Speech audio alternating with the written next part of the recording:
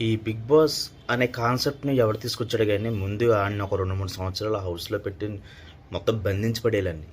ఎందుకంటే దీని మూలంగా ఎంత సఫర్ అవుతున్నారంటే, మనిషి సైకలాజికల్ ప్రాబ్లమ్స్ వచ్చేస్తాయి. ఈ 'బిగ్ బాస్' కాన్సెప్ట్ ఏదైతే ఉందో అదే అసలు ఆ గేము, వాళ్ళిచ్చే టాస్క్‌లు, ఒకళ్ళకొకళ్ళు తిట్టుకోవడం ఇదంతా చూస్తే ఏదైనా షో పెట్టినా ఏదైనా చేస్తే మనకి ఎంటర్‌టైన్‌మెంట్‌గా ఉండాలి. ప్లస్ ఏంటంటే దాని నుంచి ఏదో ఒకటి నేర్చుకోవాలి మనం.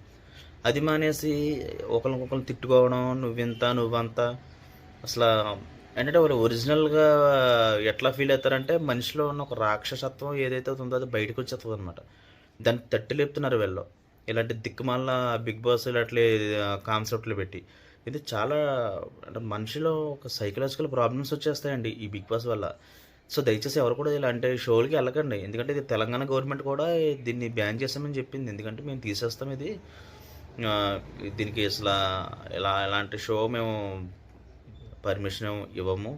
సో, దయచేసి మేము ఖచ్చితంగా దీని మీద యాక్షన్ తీసుకుంటాం అని చెప్పేసి తెలంగాణ గవర్నమెంట్ కూడా ఆల్రెడీ దానికి అనౌన్స్‌మెంట్ ఇచ్చేసింది.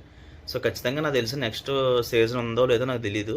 కానీ ఖచ్చితంగా ఆహ్, తీసేయాలి. ఈ 'బిగ్ బాస్' అనేది ఏదైతే ఉందో తీసేయాలి ఖచ్చితంగా. ఎందుకంటే చాలామంది ప్రాణ స్నేహితులు కూడా బద్ధశత్రువులు అయిపోతున్నారు తిరిగొచ్చేటప్పుడు ఇంటికి. 3 నెలల్లో ఫ్యామిలీని వదిలి, పిల్లల్ని వదిలి ఇయన్నీ ఎళ్లి ఏం సాధిస్తామండి ఆ 'బిగ్ బాస్' హౌస్‌లో?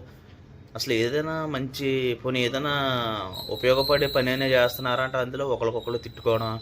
లేదు నువ్వు తప్పు ఒకడేమో ఆడు బట్టలు ఉతికంటాడు. ఇంకొకడేమో నువ్వు నాకు కాఫీ పెట్టు అంటాడు. అంటే ఎలా ఉందంటే ఒక రాక్షసత్వం ఎక్కువైపోయింది. ఇదివరకు ఉన్నంత ఇదివరకు ఫస్ట్‌లో స్టార్టింగ్‌లో కొంచెం ఇంట్రెస్ట్ ఉండేది. 'బిగ్ బాస్' అంటే ఏంటి అసలు ఏం చేస్తారు ఏంటనేది.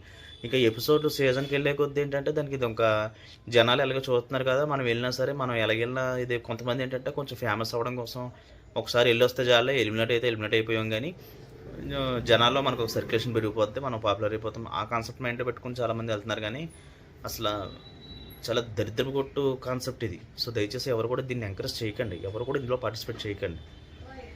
Thank you.